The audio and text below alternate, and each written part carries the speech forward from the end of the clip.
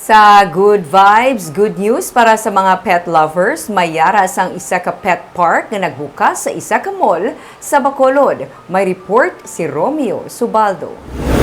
Pati ang mga hinuptanan kung mga pets ang pwede maka-enjoy sa mall. Sang Sabado, formal na nga ginbuksan sa publiko ang pet park sa Top Breed kag sa Robinson's Place, Bacolod. Sunod sa kay Maxine Galapon, ang Assistant Mall Marketing Officer, nakita nila ang nagadamo ng mga pet lovers sa Negros, ngani pati ang mall ang bukas na para sa mga pets kag may pet park pa. So we could see that on Facebook, on IG, di ba?